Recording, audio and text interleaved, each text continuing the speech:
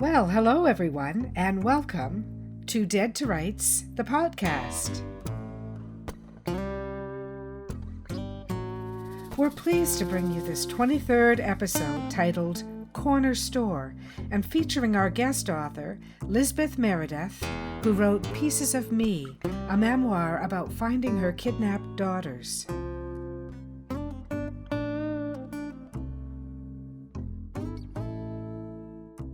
We have a terrific June lineup on the calendar. On June 10th, we welcome you to Appearances, featuring Michael Jecks, author of the renowned Knights Templar series. On June 17th, we bring you Jennifer Berg, mystery author. On June 24th, Canadian crime writer Dee Wilson will join us on the pod, and our Canada Day weekend July 1st episode will feature former Canadian Parks Ranger turned mystery author George Mercer. So be sure to subscribe today to Dead to Rights, the podcast, at your favorite podcast venue, and join us every week for fun chats and great insights into the book industry. I'd like to take a moment here to shout out a big thank you to UK poet Helen Burke. Helen has agreed to join us on the podcast later this year for a fabulous look at the poetry in life. Last week, I received a wonderful surprise in the mail, an autographed copy of her collection titled Today the Birds Will Sing. So thank you, Helen Burke. I'm delighted to receive it, and I will greatly enjoy the read. Over the past couple of weeks, hubby Alec and I have been enjoying a Netflix series I'd like to share with you. Harlan Corbin's Safe is a British crime drama starring a couple of our favorites, Michael C. Hall and Amanda Abington. After his teenage daughter goes missing, a widowed surgeon in an affluent neighborhood begins unearthing dark secrets about the people closest to him. The series did have a couple of questionable elements that may or may not be seen as flaws. For example, it was just this side of plausible, and fans will have to allow some latitude on the plausibility factor.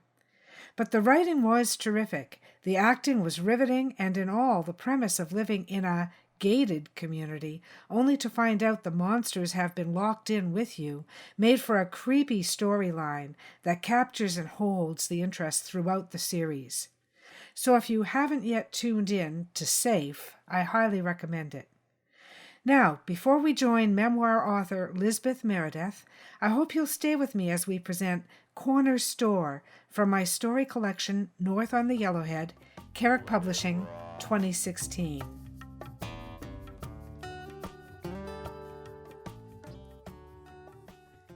Corner Store. I've done many things in my 31 years, some good, some falling short of noble. If there's one deed, or rather undeed, that still fingers the chords of my memory, one oversight I wish I could put right, it would harken back to a day 16 years ago in our local convenience store. To a girl by the name of Angelina Salvaggi. It's an excuse to say I was only 15 at the time. Even then, I was no child, not really. In truth, Penelope Cannon has never been naive. I was fully aware that child needed my help. I just didn't know how to give it. Aunt Rachel, send me once again to the corner store for milk. Let me go back in time as if those 16 years had never happened. Lend me your personal roadmap, the one that makes you always do the right thing, even though you're half crazy at the best of times. Let me do that day over again. Maybe this time I'll be a better person. Something didn't feel right. The store was empty, except for me. It was dimly lit but clean, smelling of fresh bread, candy, and a hint of vinegar. I walked to the back where they kept the milk in tall coolers. At 15, I was small, still am in fact, but in good shape. I lifted the heavy bag with ease. The owner, Sam Salvaggi, would normally be behind the counter. He lived with his family above the store, a pleasant man, always ready with a smile and a kind word. There were 2 doors at the back of the store, near the dairy coolers. The door on the left led upstairs to the family home. The one on the right led into the storage area behind the refrigerators. As I carried the milk to the front of the store, Sam's 8-year-old daughter, Angelina, appeared. She came through the storage room door on the right of the coolers. I remember wondering what she'd been up to back there. She was upset. Her eyes were red, and she wouldn't look at me, even when I said hello. She walked quickly, eyes down, through the store and out the front door into the afternoon sunshine.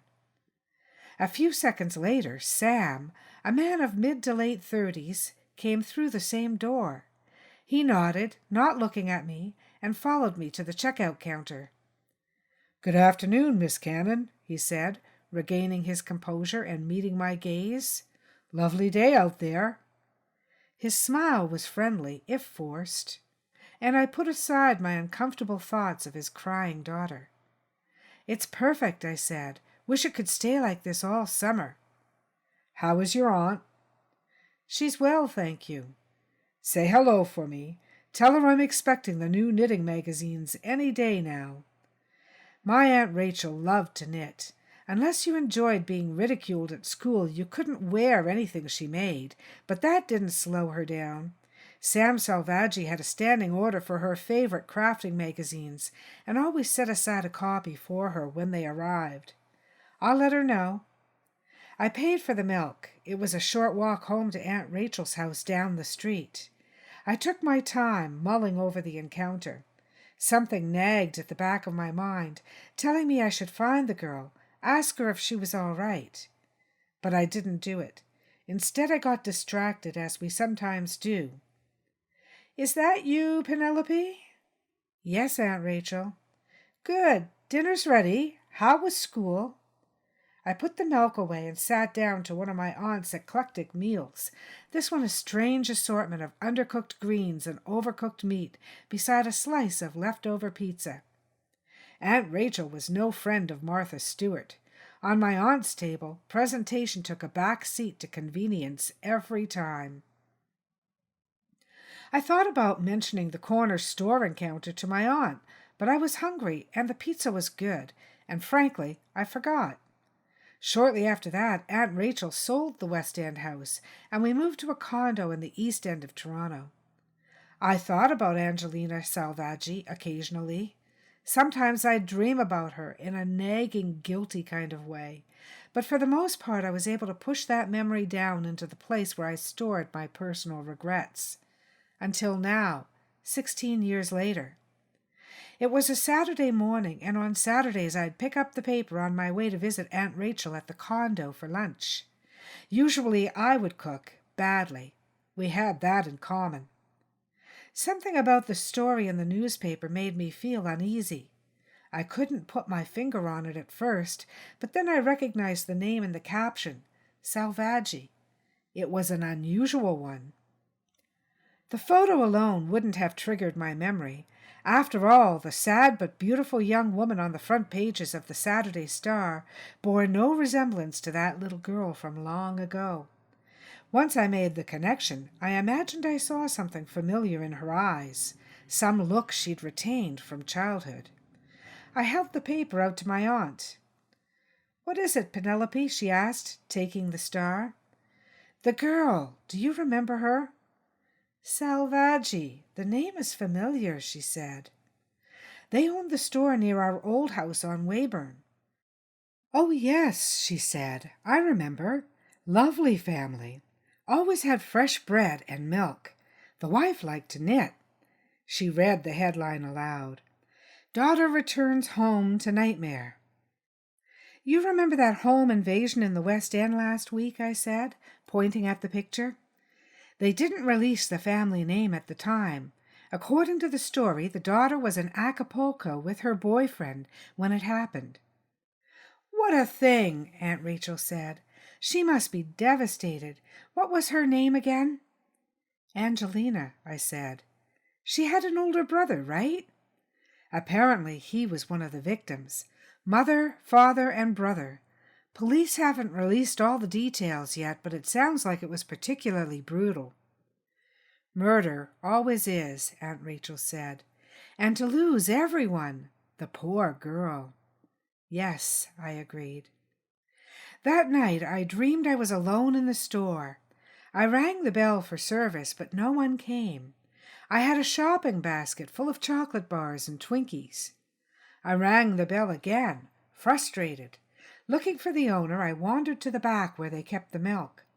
I spied the door on the right, the one that led to the storage area behind the tall coolers. Suddenly I was tiny, even smaller than I am in real life. I had to reach up for the door handle. I turned it, but no one was in the storage room. The family lived in an apartment above the store, so I went to the door on the left, opened it, and called upstairs, hoping to rouse someone. Still, no one came. In a hurry to leave that disturbing place, I pulled out a 20 and set it on the counter, under the bell. I reached across the counter for a plastic bag, intending to fill it with my purchases, but when I looked in the basket, there were no chocolate bars, no Twinkies. Instead, staring up at me, was a head. My own. I woke, unable to shake a sense of horror.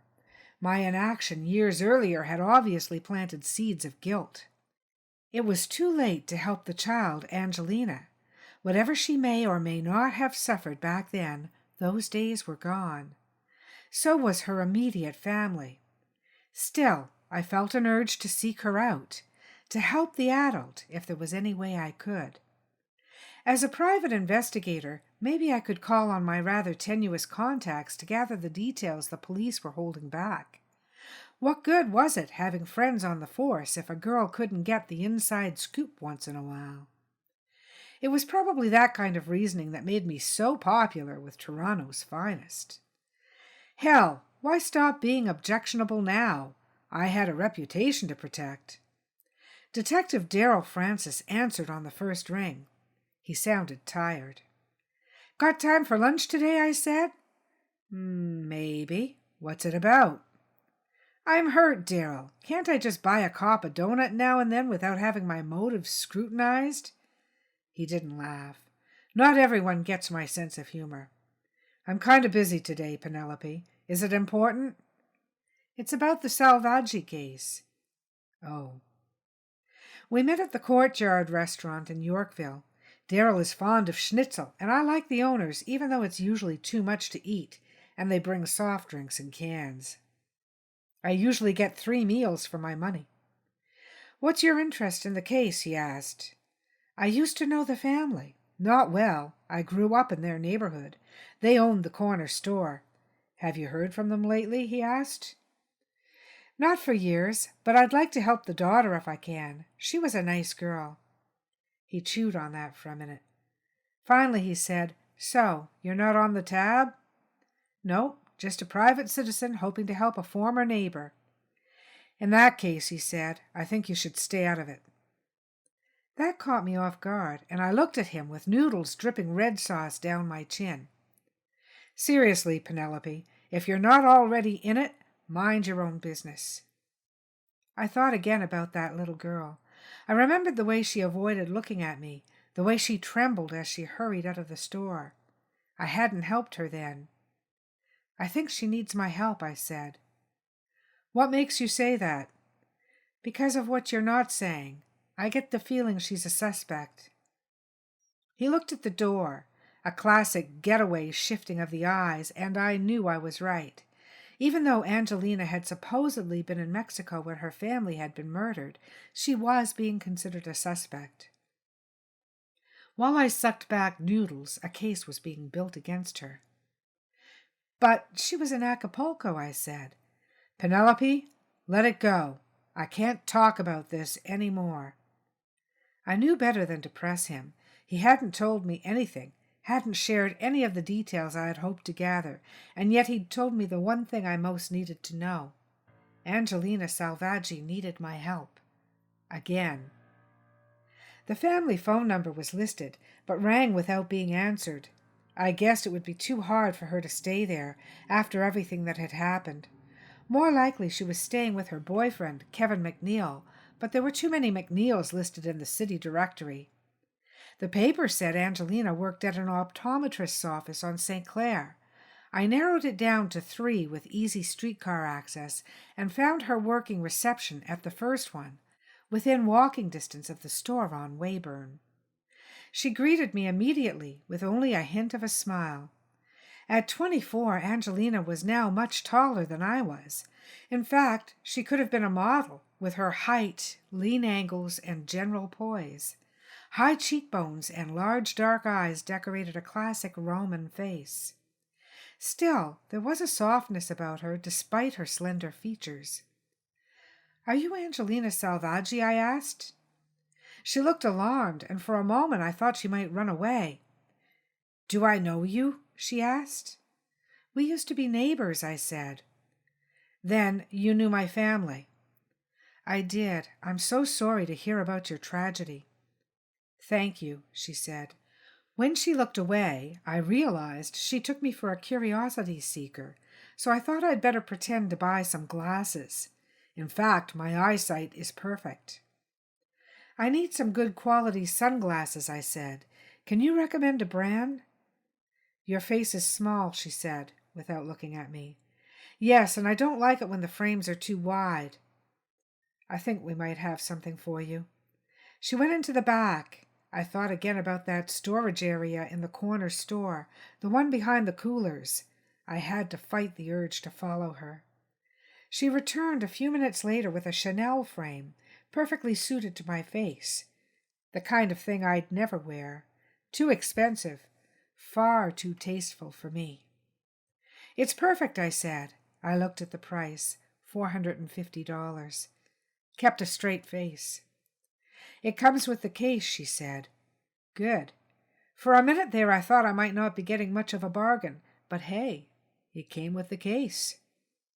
"Is that all you need?" she asked. "Yes." I pulled out my visa, hoping and not hoping it would clear. It did. "Have a good day," she said. "Angelina, take my card. I'm a private investigator. If you need anything, give me a call. No charge. I'd like to help a neighbor." She looked startled. I instantly regretted my boldness. However, as my Aunt Rachel would point out, it's part of me, for better or worse. In any event, she allowed me to press the card into her open hand. I think she said thank you, but it was hard to be sure. She was already turning away, and her voice tripped on a sob. Some good deeds are totally selfless, others less so. I'm afraid this one was largely about how it made me feel, and not so much about what I could or couldn't do to help Angelina Salvaggi. I didn't hear from her for weeks, but during that time I had the sense of a wrong being righted, as if at least one black mark had been removed from my personal ledger of deeds. By the time she called, I hardly thought about her any more. My conscience felt absolved and therefore cleared. So it was a surprise to hear her voice on the other end of the line. "Is this Miss Cannon?" "Please, call me Penelope." I waited. It's a trick I learned a while back. Don't prompt the caller. Let her tell you the reason for the call. The seconds seemed to stretch, but finally she said, "I need your help." We met at a Panzerotti place on St. Clair, near where she worked. She told me the story leading up to her trip to Mexico. Her parents had been against it. They were a Catholic family with strong ties to the neighborhood church. They felt Angelina would hurt her reputation by going off with her boyfriend. "Our last words were angry," she said. "I felt they never let me have any fun. Now I can't stop thinking about it. I loved them, you know." Guilt. Something I could relate to. If possible, I felt even more sympathetic to Angelina, knowing she had regrets of her own to live with. "We all say and do things we're sorry for," I said. "No one would think you didn't love them, just because you had an argument. The timing is unfortunate, but the police think I arranged it all." The words were dispatched without inflection, emotionless. Even her voice sounded disconnected, like the electronic voice that tells you the subway doors are about to close. I looked at her, a thought worming its way into my mind. I tried to stomp on it, but it squirmed anyway. Never being one for subtlety, I said, "Why do they think that? I mean, you were out of town." She thought for a moment, and when she spoke, her voice was back to its usual soft, sad timbre. "I'm not sure why, but I could tell they thought so. They questioned both me and Kevin. They went easy on him, but when it came to me, they were pretty harsh." "What do you need me to do?" I asked. "Well, I was hoping you could ask some questions around the neighborhood. I don't think Kevin or I should be seen doing that, but you could. You never know. Maybe you'll find out who did this to my family." "So we could bring the killer to justice," I said. "That's right, and clear my name, so the police will know it wasn't me." She moved her folded pizza around on her plate. "I have money," she added. "I wouldn't charge you." "That's very kind." She met my eyes directly then, for perhaps the first time, as if trying to study my motivations. "I remember you," she said slowly. "From the store?" "Yes." Something about her eyes told me she remembered not only me, but that day as well, and that she understood at last why I felt I owed her. "So," she said, "you'll help me?" "I'll do my best." But I already wondered how much help I'd be to her. Something felt wrong about the whole thing. Why would the police suspect a grieving young woman who'd been out of town at the time of the murders? She didn't look like an addict, didn't behave as if she had no morals. She was a nice girl to all appearances, raised on holy wafers and family. My early sojourns to the neighborhood were unproductive. Everyone was horrified about the home invasion that had occurred in their midst. People were watchful, suspecting each other. The community threw its support behind the sad young woman who'd lost her family. The third time I rode my bike to Weybourne, I parked it outside our old house and walked up the street to the store. The sign still said Salvaggi's Convenience, but it needed fresh paint. A group of teenagers were smoking in the small lot beside the store. They looked like young people in any urban center, lean and mildly intimidating, but I knew from experience there were good kids in this neighborhood. They snuck a smoke around the corner from time to time, but they didn't dare get up to any great mischief, aware of being watched by neighborhood nonas who knitted on porches up and down the streets. On a whim, and feeling youthful in my skimpy leather bomber jacket and biking boots, I decided to join them. I pulled out my card by way of introduction, handing it to the biggest boy. "My name's Penelope Cannon. I'm investigating the crime that took place here a couple of months ago." "You're a private eye," he said, handing my card to the next kid. "Cool." "Do you guys hang here often?" A general shifting of eyes and shuffling of feet. "Sometimes, not all the time." "What about March 10th? That was a Saturday." "Yeah, we were here, but we didn't see anyone strange. We talked about it afterward. Nothing happened while we were here." "What time did you stay till?" "The store closes at 9:30. We usually hang around till 10. "But that was a Saturday," another boy said. "We stayed till 10:30. "That's right." "Did you see anyone in the family that day?" "Just the father. He was working the store. We went in for Pop around 9. "Did he seem normal?" "Yeah, he was his usual self. A real nice guy. The whole thing really sucked." "Did the police question any of you?" The 5 boys looked at each other before shaking their heads. The big guy said, "Nah, we didn't see anything that would help. Otherwise, we'd have told them." "What about the daughter?" I let that hang, allowing them to interpret the deliberately vague question however they chose. More shuffling of the feet. "She was in Mexico," one of the boys said. "With her Inglese boyfriend," another added. One of the boys snorted. "What do you think of him?" I asked. I was taking this purely on instinct. "Her father didn't like him, that's for sure." "Neither did her brother," another boy said.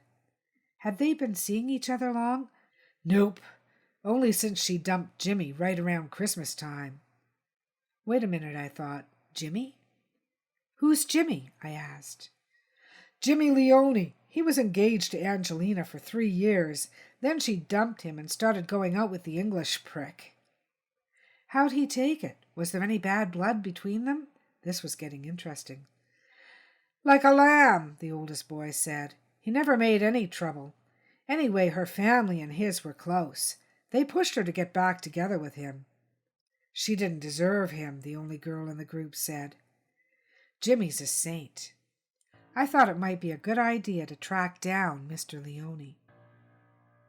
Jimmy Leone pulled a deck chair off the stack and placed it near his own, too close for comfort. I moved it a few feet away before sitting. I looked up in time to see a hint of a smile on his face. He was full of muscle and energy. Blue eyes couldn't help their sparkle despite the circumstances of our meeting. I would not have described him as a saint. A god, perhaps, but not a saint. The kind of guy who could sell corn to farmers in Kansas, so long as the farmers were all women. He looked to be around 28, only a few years younger than me, a fact that was not lost on me. They tell me you and Angelina were engaged. I threw that out with my usual subtlety. Bygones. Still, I feel bad for her. She didn't deserve that. I studied his face, the perfect blend of sorrow and regret. Have you seen her since you broke up? Once in a while we'll bump into each other, in the neighborhood. Other than that, no. We've talked a couple of times on the phone. I saw her at the funeral. So you'd say you're still friends? Yeah, I'd say so. Like I said, I felt badly for her. You seem like a nice guy, Jim. Why'd she dump you? His eyes turned cold. We went our separate ways. I heard she dumped you for another guy, I persisted. Some English prick. Hey, it's her decision. And anyway, I wouldn't call him a prick. What would you call him? The smile returned. I don't know, maybe a sciocco. I racked my brain for my half-remembered Italian phrases from when I lived in Little Italy. A fool? Why? Because he doesn't see it coming. Like you didn't see it coming, I said. Maybe. The porch door opened and a middle-aged lady stepped out. She saw me and decided out of politeness to use English. Jimmy, she said, Angelina just called. Okay, I'll be right in. He looked alarmed, as if this was an unexpected revelation he would have preferred to avoid. No need to get up. She said to tell you she'd be here around 6 as usual. As usual? What did that mean, I wondered. And suddenly it hit me, just like that. She's leaving Kevin, isn't she? That's what you mean by sciocco. You and Angelina are getting back together. He waved a hand as if the answer was irrelevant. Our families were friends, that's all. Anyway, you'll have to excuse me. He stood, his patience having reached its limit. Did it ever occur to you, Jimmy, that maybe Angelina had a thing for scioccos? Get the hell out of here, he said. I'm going, Jimmy, but just so you know, I think you've been played just like Kevin. I turned to go, was about to plant my foot on the first veranda stair, when I felt more than saw him lunge towards me. Just in time, I jumped off the veranda, my ankle twisting slightly, but protected by the sturdy leather boot. In that instant, I avoided his grasp. I knew I couldn't outrun him, but I tried anyway. Within seconds, he would reach me, but I had to give it a shot. As he grabbed my forearm, I spotted a group of teenagers on a porch across the street. Hey, guys, I called out. Penelope, how's it going? The biggest kid said. Not so good. I need you guys to walk me to my bike. Before he let me go, Jimmy turned me to face him. We're not done, he said. His charming mask was gone, and in its place was the real face of Jimmy Leone, the lion, the hunter, the man of rage who'd slaughtered the Salvaggi family in cold blood. Why? That was the question. Because she'd asked him to. Angelina, the angel of death, the little girl who despised her family with cause, with an unrelenting hatred, the woman bent on destruction. He released his grip and strode back to his house, to his mother, to the life he'd thrown away. The kids walked me to my bike, smoking and laughing, innocent of knowledge. But I knew, and I could never again pretend I didn't. My Aunt Rachel has a saying, "It'll all come out in the wash," and so it did in its own way. Angelina could have carried it to her grave, but Jimmy was not made of such stern stuff. His temper got the better of him under close questioning by Toronto's homicide detectives, and the truth came barreling out. Angelina hated her father. By extension, she hated her mother and brother as well. She could never be free as long as they were alive. They had millions in savings squirreled away and wouldn't part with any of it. They wouldn't even consider helping their daughter get a good start in married life. All she'd asked for was enough to make a down payment on her own house, a house she and Jimmy could share. The old bastard was as tight-fisted as he was perverted. Then she came up with a plan. She and Jimmy pretended to be through. She took up with Kevin, the Inglese idiota, and a few months later she planned a trip to Mexico with him. This was to be her alibi. Meanwhile, St. Jimmy was known throughout the neighborhood to have taken the break up like a lamb. His own good nature was his alibi. Sometime after 2 a.m., he called the Salvaggi home to say he'd heard from Kevin about an emergency situation in Mexico involving Angelina. Mrs. Salvaggi was frantic. Jimmy promised to come right over and tell them the news in person. They let him into their home without hesitation. The lion in lamb's clothing.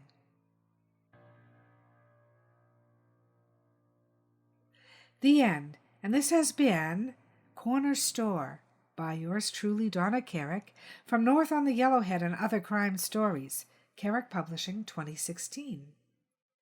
And now I'm pleased to bring you my interview with Lizabeth Meredith, author of Pieces of Me and Other Memoirs. Lizabeth Meredith is a writer based in Alaska with a bachelor's degree in journalism and a master's degree in psychology.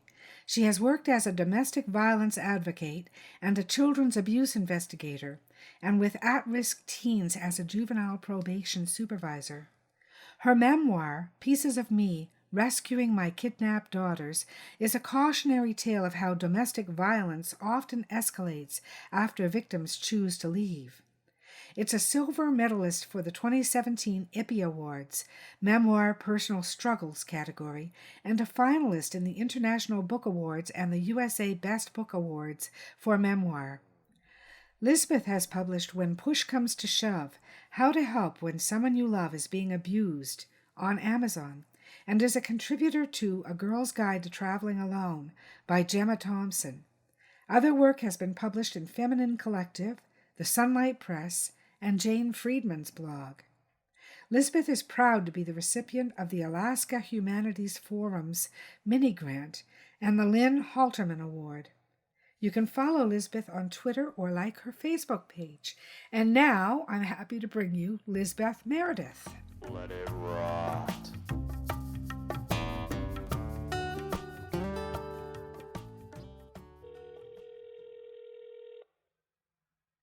Good morning. Good morning, Lizabeth. It's Donna Carrick. Welcome to Dead to Rights. How are you? I'm very well. Folks, this is Lizabeth Meredith, who is the author of Pieces of Me, as well as a number of other works that Lizabeth will tell us about this morning. So how are you in sunny Alaska? Oh, I am just fine, thank you. This is what we call our breakup season. This is March, and so we're getting some sun, but on the other hand, we're getting a lot of melt and ice. Okay. I have read about the meltdown season. You call it the breakup season? We do. Isn't that sad? Instead of spring, we call it breakup. Breaking up with winter, yes. That's right. I like that. I wanted to have you on today, and actually this is a bit of a serious interview, a bit of a break from the norm, because you don't really write fiction, do you? Or do you? Maybe you do. You know what? I am, in fact, writing a trilogy that's a fiction series, but I have started off with nonfiction. Exactly. And it's the nonfiction that I know you by, in particular Pieces of Me, which is a very serious memoir about recovering your lost daughters. And some of the things that you've written about this book triggered to me, and I'm sure will to a lot of people who have been in situations of domestic violence and extreme trauma. So I wanted to talk to you about this and just warn our listeners that this is a bit more serious than usual. Pieces of Me is your memoir, and one of the things that you talk about is times of year and how they can reignite trauma. And I'm sure everybody's heard about that. Well, this is the time of year that mom died, or this is the time of year, and whenever it's that time of year, it triggers certain feelings. You talked about March memories in particular, and how they do trigger feelings of trauma to you, and how you've worked to create new and better anniversary dates. Can you tell us a little bit about that? Absolutely. I wrote about that in the book some, and then also in my blog more recently. I'll bet that's also what you're referring to. Yes. But we all have them. If you're over the age of 5 in life, you have gone through something that could be considered a trauma. And it's, for most of us, maybe it doesn't really hit until adulthood, but those things divide life that happened before whatever event occurred that is our trauma, and life that happened afterward. Mine doubled and tripled up on me. So I left my kid's father in March. My children were kidnapped 4 Marches later. But then we were reunited 2 Marches after that. And so March is always a very serious month for me, a lot of reflection. And yet that's not all bad, but it is emotional. And I think, like I said, trauma can be a universal thing for all of us. We'll go through something. You had asked me at one point, like, what is it that people can do to help, get us through these times and Yes. the anniversary date? And I just thought that was so thoughtful. And by the way, I'm so excited to be on Dead to Rights. Oh, thank you. Wow, I'm really glad to have you. Yes. I'm really excited, and I am honored that you took on a serious topic. But I think one thing is to remember that I don't ever wish that somebody would forget their trauma or just get their mind off of it. And if it's something that occurs to them annually, I don't want to just take their mind off it as a friend or a loved one, who's experiencing that anniversary time. But I might, if I know them well enough. Now, if it's a coworker or somebody like that, I just want to be sensitive to their feelings if they brought that up. I want to be sensitive to the fact that they said, this is the anniversary of my father's death, the coworker said recently. Every year that really gets me. Then my dog died not long after that. So I want to be sensitive to that. For her, I may, get her a card or flowers or something. I think I would ask the person, if I'm close enough to them, how would you like us, how would you like to have that trauma honored? What does that look like for you? How can I help? And I know someone else whose daughter was killed by a drunk driver, and every April, that is a haunting thing for her. She had one child. That child was killed by a drunk driver. And the assumption of those who are close to her was that every year we would pour affection and attention to the fact that this was the child's passing date. And, she didn't say anything at first. And then years later, she's like, I really dread this date, not because my daughter died then, but because you all make such a thing over it. Yes. It's important to ask, I think, but often we can just be an ear, be empathetic without being overly sympathetic. We don't need to sit and cry with them every anniversary of whatever they're going through, but we need to have empathy and, listen, and then have a sense of normalcy too. I mean, I think that's really important for people to know. It's like, that life there are other things going on in life too. Yes. We have very busy lives, all of us, these days. I mean, that's just the nature of the world. And sometimes, as a person who has lived with various forms of trauma and has suffered PTSD and has had to find ways to really overcome that, one of the things is that sometimes we don't even always know. Like a certain time of year will come around. I'm thinking in particular of my older sister's death. That time of year will come around and my mood will shift. And for many years, I wasn't even always really aware why my mood was shifting, So we're not always really self-aware about it, but it definitely happens. That is absolutely correct. And I think one thing we're teaching people about in my workplace, but all over the place, was just on 60 Minutes the other day, is something we call trauma-informed care. But Mm-hmm. it really basically boils down to when we give everyone that comes in our path the benefit of the doubt, knowing that they may be going through something big that we know nothing about that drives their behaviors. And what I Yes. don't mean is that everyone can be unaccountable and the world will go crazy and there won't be structure. But no, that we give people enough respect and that we acknowledge that sometimes we don't even have to know what it is, but we can assume that a person is going through something that we know nothing of. Yes, and I'm That we glad you also said that. That's have it, but they something. do too. Yeah, that's something that my husband has always said, and he always reminds the children that everybody you encounter is going through something that you are not aware of. So you do have to approach the world with that knowledge. And as you said, it doesn't take away accountability for actions, but it does perhaps add a layer of understanding. I think that is so important. I love that he does that. And tell him now there's a label for it. I will. I'll Like, tell him 60 Minutes agrees with him. that's right. Trauma-informed care and the Adverse Childhood Experiences Study, our government is all over that. And Yes. teaching people about the importance of expressing healthfully, expressing their trauma so it doesn't get trapped in the body and create health and mental health problems later. So it truly is science on our Yes. side now. Well, it really is a science. And in fact, there's a study that I signed on for, but I haven't been particularly diligent about doing my end on it. But I was fascinated with it. It's called the Ontario Health Study. I'm located in Ontario. And one of the things that they are trying to assess is if you've had childhood trauma, how does it inform your physical health later in your life? Because they think they're finding a lot of correlations between cancer or bowel disruptions or heart disruptions, these kinds of things, and severe childhood trauma. So, Right. yeah.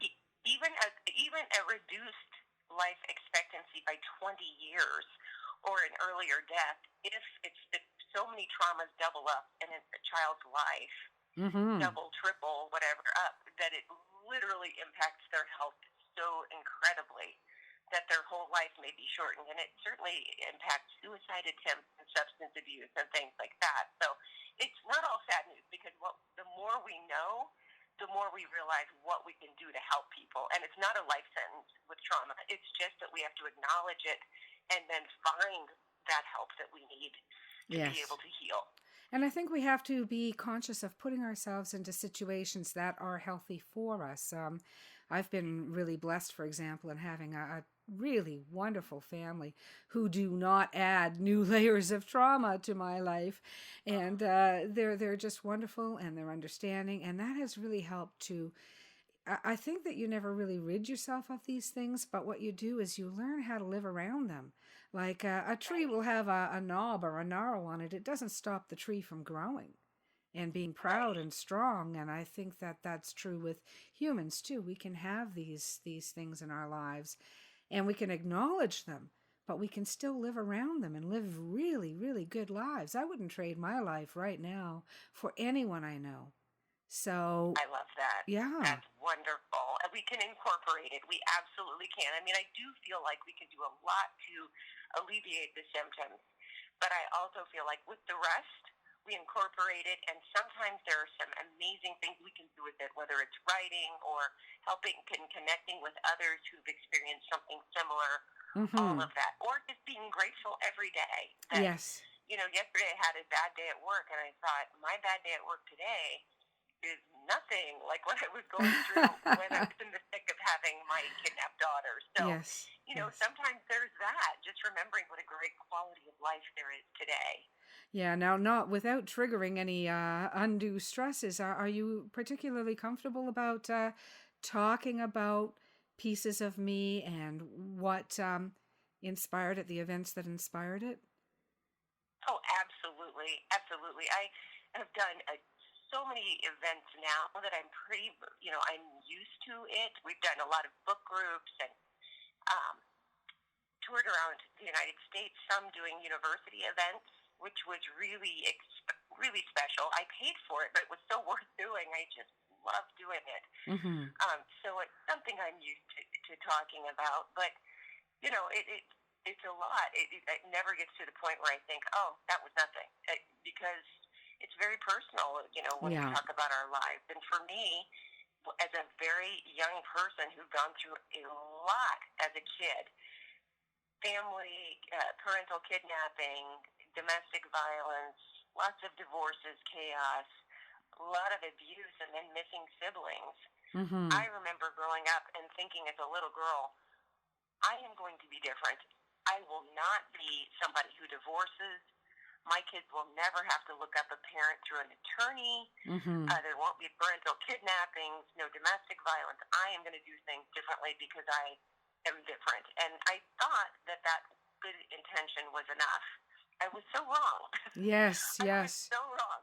And the truth is you are different, and that's how you managed to persevere in the end. Because I've asked myself this question: what is different about survivors than?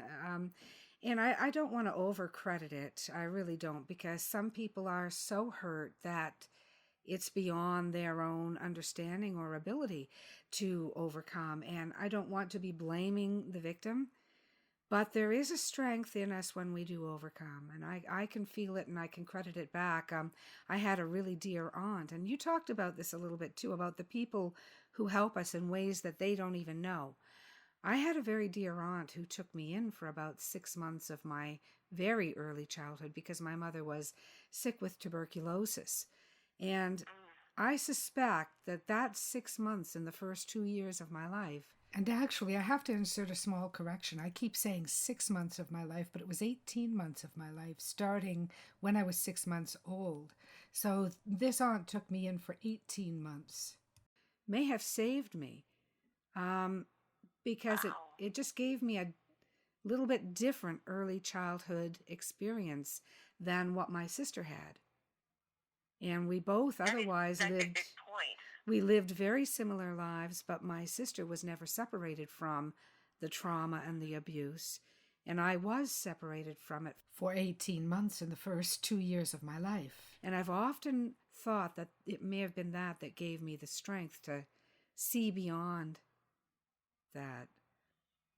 Right. I love that. And I like that you can kind of do the autopsy of your childhood and look at that now impartially and think that was really a buffer. While other people might have thought it was really sad that you had to go somewhere, it really helped you out. And for me, I have to say that I had good intentions, but then the moment someone showed me attention and seemed to love me and wanted to be with me constantly when I was a young adult, very young, I dove right in and didn't think a thing of it because I was sure that my intentions were enough. They were not at all. And I really made plenty of mistakes in my choice. And then for my children, things turned out so much worse than I could have ever imagined. So I will say that the wonderful thing is that, I wanted to get help, and there was help out there. We have a lot of community resources and caring people in my community, and that's so important. But by that point, there has been a lot of damage when children witness violence or when they're taken from a parent and isolated. It can be very, very crushing. Oh, yes. And, my children were gone for 2 solid years. They were not taken until 4 years after I ended my marriage. So 4 years we had been separated.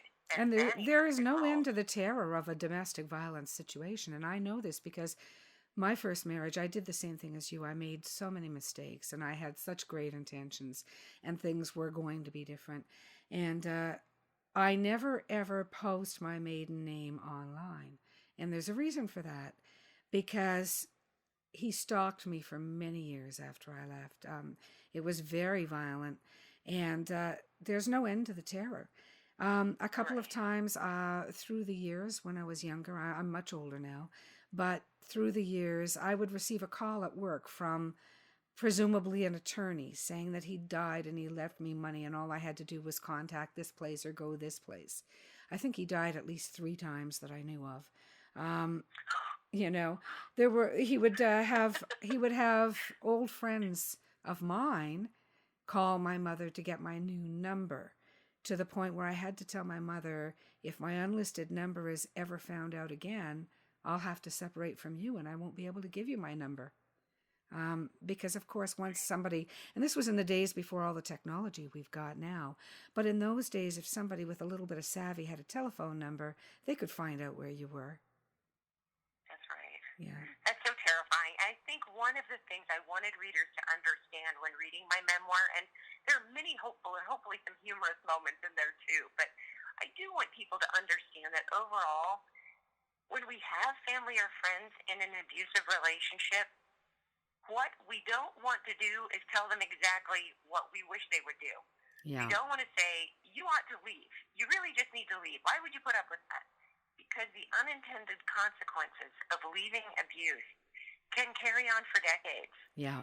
And so while it's wonderful to say I'm very concerned about you, I hope you know what support you have, what community resources, that I'm here for you, that I believe you deserve to be treated well. Yeah. That your kids are going to be impacted or are being impacted by what's going on. There is no question. Yeah. But that's far different than saying you need to do this thing. And so I really do want people to understand that piece of about domestic violence and about the idea of being a survivor that looks different for everyone. Yeah. And you hit on something really important. The sense that one is worthy of better treatment. And I know that you're giving back to the community quite a bit now yourself. And so I'm sure that you've encountered a lot of stories, some of which you probably wouldn't be at liberty to talk about. But that sense of worthiness is really the key, isn't it? You know, it really is. And as humans, depending on how we grew up or how we feel about ourselves, maybe independent of that even, we don't always feel like we deserve to be treated well. And so sometimes we just have to start telling ourselves this narrative that's new to us, even if we don't believe it. You know, there used to be something on Saturday Night Live where Stuart Smalley would say, I look in the mirror. There was a character who would look in the mirror and say, I'm good enough, I'm smart enough, and darn it, people like me. And it was a comedy, and we were supposed to laugh about that. But the truth is, that's not a bad practice. It's absolutely what we do need to do. And any of us who have come out on the other side of that black tunnel, we know darn well how we got here. And it really is through the self-talk. It really is. Right. Yeah.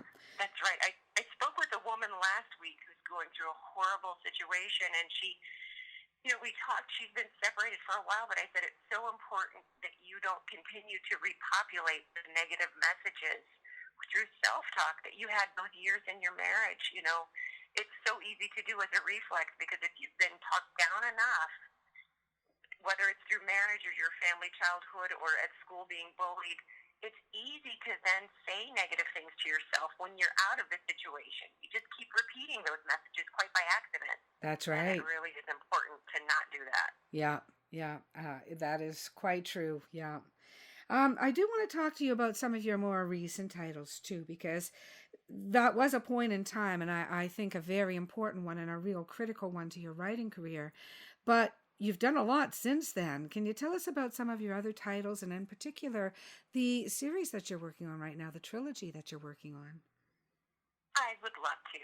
I've done, after I finished my memoir, just before it, I had completed When Push Comes to Shove, and that's really a tiny little digital handbook that's just, how to help when someone you love is being abused. So I do really appreciate that little handbook, because often people don't know. We're not trained to know how to help people. Yeah. So there is that available, but I wrote a number of essays, and one was through Feminine Collective, another through Sunlight Press that talks a little bit about my oldest daughter's trauma kind of after the book ends off, because that story didn't really end. It just ended with my book. So we talked some about that, and acesconnection.org about adverse childhood experiences. But right now I'm excited to be working on something a little more fun. Because believe it or not, a lot of life is funny, even if we're going through trauma. And yeah, and you really do have to laugh. My mother used to say, you've got to laugh, right? And she was such a sturdy little soul. To move away from being, only writing about trauma or tragedy or domestic violence. And so Mm-hmm. I began a trilogy that follows a character named Tilka, an Alaskan middle-aged woman through her 40s, 50s, and 60s. And in the first novel that is complete, but I'm going through second edits, her daughters, who are near to leaving the nest as Tilka, enters her 40s, sit her down and say, basically, Mom, you're alone a lot. You're kind of lonely and pathetic. You're going to be losing your look soon. You really need to start looking to find the man of your dreams. You've been a single parent a long, long time. It's time to, because we're moving on, and we've been watching over you. Uh-huh. And so it follows her in her relationship with her therapist. Actually, I don't mean an inappropriate relationship. I mean her work with her therapist, who happens to be a man, and Hilka decides to strike out on her own and really embrace things like online dating and getting fixed up and maybe some speed dating, trying to find the man of her dreams. Mm-hmm. Maybe coming to the conclusion that it's a good idea to embrace becoming the woman of her dreams and make that the focal point, and perhaps she'll meet someone along that process. The next one, Tilka writes a book in her 50s, which is fun, and then in her 60s, it continues from there, because it's just all different points in a middle-aged woman's life. Mm-hmm. And our identity shifts, and some things go away, but that doesn't mean that there aren't more things coming toward us as we age. Yeah.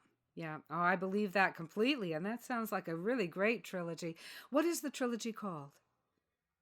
Well, that's just it. It's not finished yet. Oh, Right now okay, it's so you're called not ready to Tilka. title it yet. Okay, I gotcha. Right. Yeah. But the main character is Tilka, and I will be leaving updates on my author Facebook and on my website as we get closer to publication. Lizabeth, what's your website address? It is lameredith.com. lameredith.com. So look for Lizabeth Meredith there, and you can find out everything that she's up to right now. Now, I have a couple more questions for you. Well, the main one that I want to ask you is, do you have any tips for people who want to write a memoir specifically? I sure do. I loved working with people writing a memoir, because writing is a lonely business.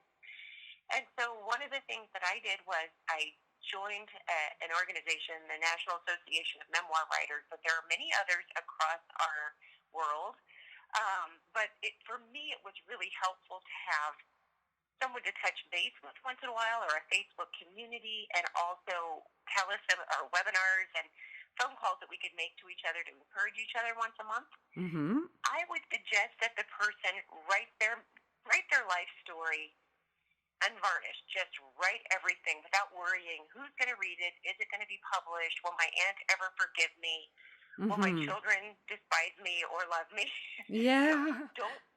Don't worry about that first draft. It's important just to write your story, because I feel like that first draft really helps you understand what it is you want to say to your reader. And every book, whether it's self-help or fiction or memoir, has to have benefits for the reader. Mm-hmm. And so there is, usually in memoir, there's a period of growth that you're covering. It's not an autobiography. It's a period of real growth, whether that's going in a good direction or a horrible direction. There is a narrative arc. Mm-hmm. And so finding out what that is in your story as you're writing that first draft, what is it that there was life before and then life after that changed you? You were transformed Mm-hmm. by this experience. Because the reader isn't wanting to know how horrible it was that my kids were kidnapped.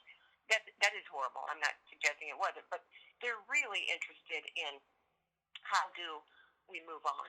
How do we grow and work toward resilience as best we can? Yeah. And receive help and not get into further bad situations when possible.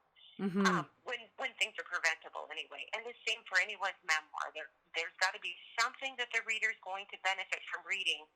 What is it that you want to offer them?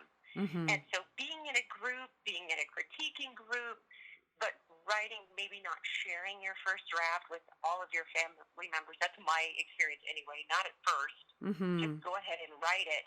And then at a certain point, I wanted to work with a professional, an editor that I hired, to say, okay, Mm-hmm. you tell me what seems completely unnecessary. boy, and then, be careful what you ask for because I lost 100 pages. Oh. But that's good.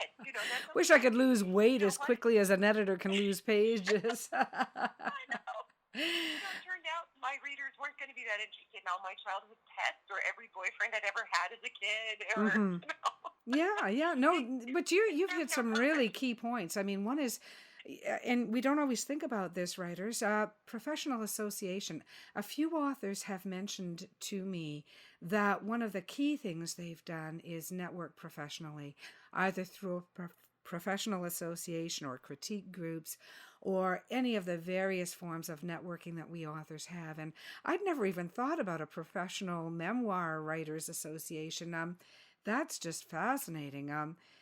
And the second thing is make sure that there's a value for your readers. And I think the third thing you said there was have the courage to write it, regardless of whether your aunt's going to forgive you or not. Just write it and don't think about it, because there's an awful lot of courage involved in memoir writing.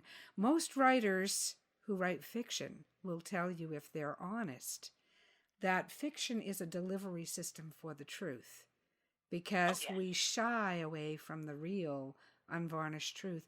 And it takes a certain kind of writer and a certain kind of person to be able to just plop out a memoir and say to hell with it.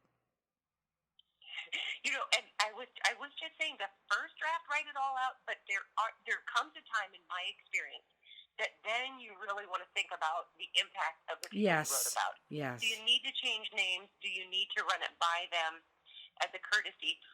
When I started writing this book, I even wrote a little essay about this, but when I started writing it, I was 31 years old. I was headstrong. Mm-hmm. I wanted to get even with people, the detective that tried to trade sexual favors to help me get my kids. The politician whose assistant wanted to make a date. I wanted to shame them. Yeah. And that was part of my age and part of coming out of a trauma and all of that. As I got older, some of that softened as I found more healing, and I realized the world didn't need more ugly vitriol released into the earth.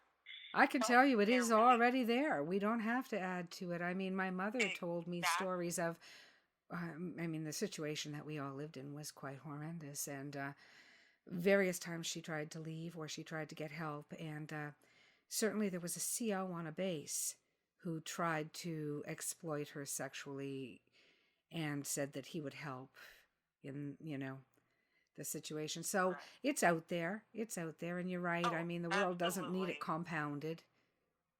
Exactly. So I mention it in the book, but it doesn't take a chapter. It doesn't go off in a different direction because, there was a different story to tell. However, I do want people to write the first draft without worrying, and then you start to get a little more cautious as time goes on. And, for me, one advantage to belonging to a memoir association was there was a lawyer talking about who did a workshop about liability. And even if you change names, what you should worry about, this, that, or the other thing. But, it's not that you don't want to tell your truth, but you want to figure out how to tell it smartly. And you also want to figure out how to tell it in a way that benefits your reader and to make sure that you're not doing it just to sort of rage on yes. on certain individuals. I did want my book to have some grace to it because I'd been extended a lot of grace, and I did not want this to be a book that people felt down when they finished it. Well, speaking to you now, I can tell you that you do exude a lot of grace, and I think that should be an inspiration to anyone who has stories like this to tell. I'd love to see more people come out, and I think with the Me Too movement and the Never Again movements and all of these movements, we are starting as a gender to recognize our voices, but those voices don't have to be hate-filled, no matter what we've gone through. I've had so many people have come up to me as a fiction writer, people that I work with, colleagues, people who are not in the writing industry, so they don't really get it. Oh, you write murder mysteries. Great. You could kill off this person or you could kill off that person. And of course we all laugh when we tell these little jokes. But the truth is, it's not what I write for. I don't write to kill off the people I don't like. I'm very much a live and let live person, Right. That is funny that people say that, Yeah, no, they do. They always laugh when they say it. They think it's, quite clever. Like, as a fiction writer, you've never heard that before, right? Oh, God. I had one say to me, I hope you've got a book coming about how you kill off that red-headed bastard in the corner office. Well, no. Oh, my.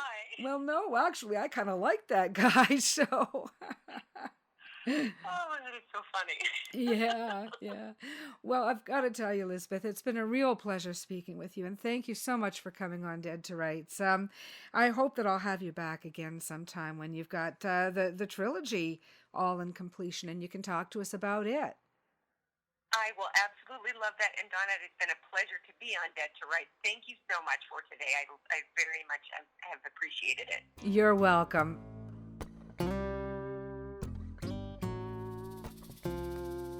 I'd like to thank Lizabeth Meredith for joining us today on Dead to Rights, the podcast.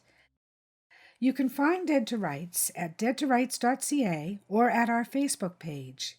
Our Twitter handle is @DeadToRightsPod. We'd love to hear from you at carrickpublishing.com or at our Carrick Publishing Facebook page. You can find me, Donna Carrick, on Twitter @Donna_Carrick or at my website, donnacarrick.com. Join us next week when we bring you with pleasure Michael Jacks, author of the Knights Templar historical crime series. Our Dead to Rights theme song is Eyes of Gold, composed and performed by Ted Carrick, as is all of our story scoring music. So thank you, Ted. Thanks everyone for joining us. See you next week.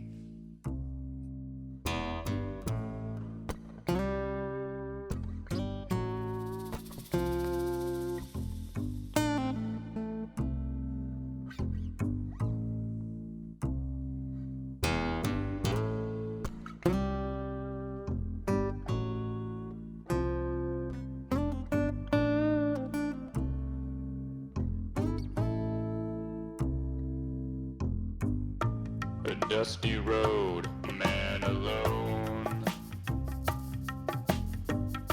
His vital signs go on hold. And I don't know what you've been told, but the years have turned my eyes gold. And I told you what you told me, we'd never be in the same boat for free. Yet it rides, let it ride.